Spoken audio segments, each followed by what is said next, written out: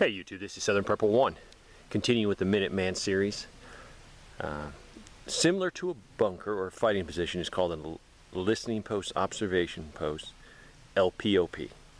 Basically it's somewhere that you want to place, and usually in the military we place them outside our perimeter, and it gives us early warning that a threat is coming. It is a position where you can see a lot, so you can see key terrain or key intersection or a likely avenue of approach for the bad guy.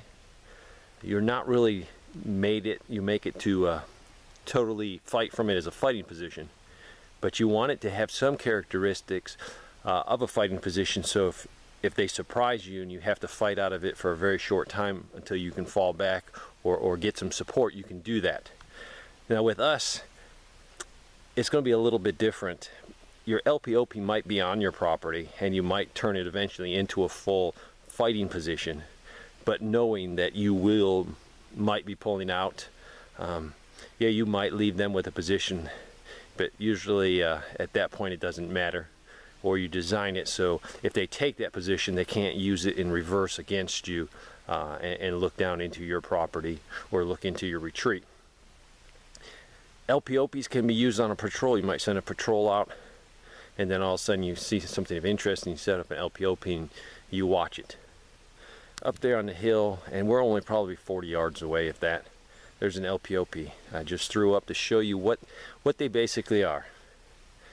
This one is a basic LPOP, so it's really not, has no improvements. It took me exactly probably 3 to 5 minutes to set up. Very easy to do. You can use anything for an LPOP, but I like using this device, and I'm going to show you what it is. And I salvaged all of it. Even the only thing I think I bought was, and probably didn't even buy that, probably I think Uncle Sam provided the poncho.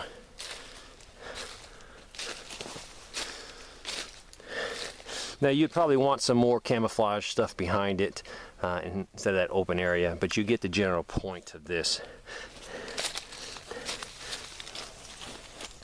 This will allow you to operate inside with the poncho and the camo tarp, so that way if you're moving around doing things, you can do it.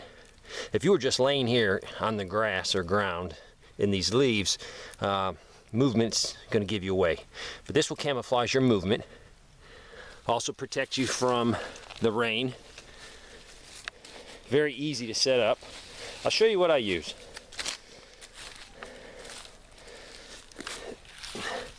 This is called I think Durawall.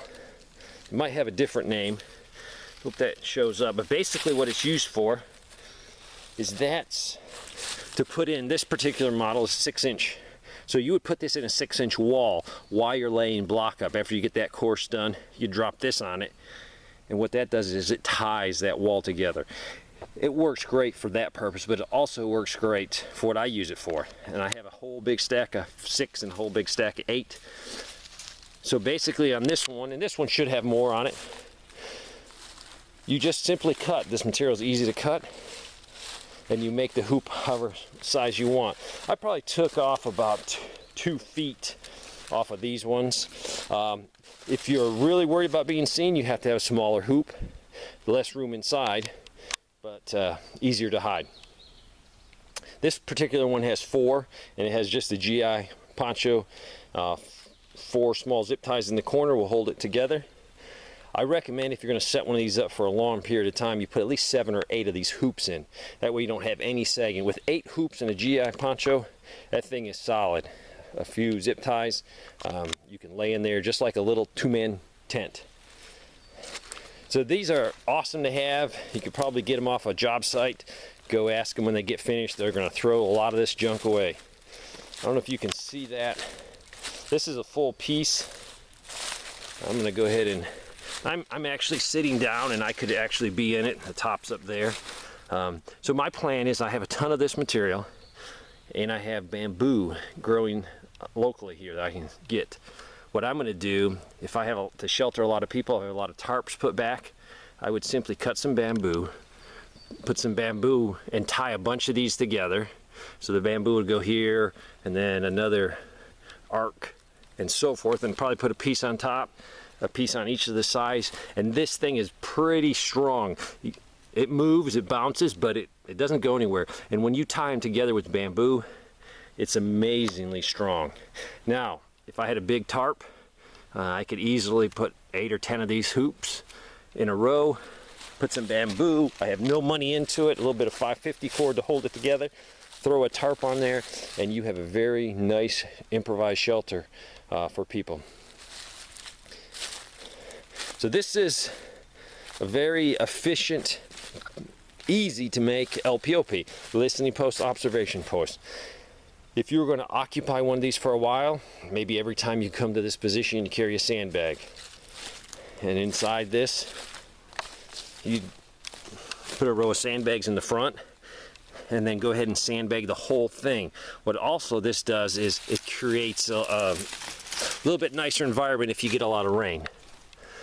That way the rain stays out. You can tuck your poncho underneath the sandbags, do whatever you can to keep the water out. The idea is comfort. If you have to observe a target or observe something to protect your retreat or subdivision, you want it comfortable. Yes, they could fall asleep. That's always that option. But if it's pouring down rain, they're not going to be watching too well anyways.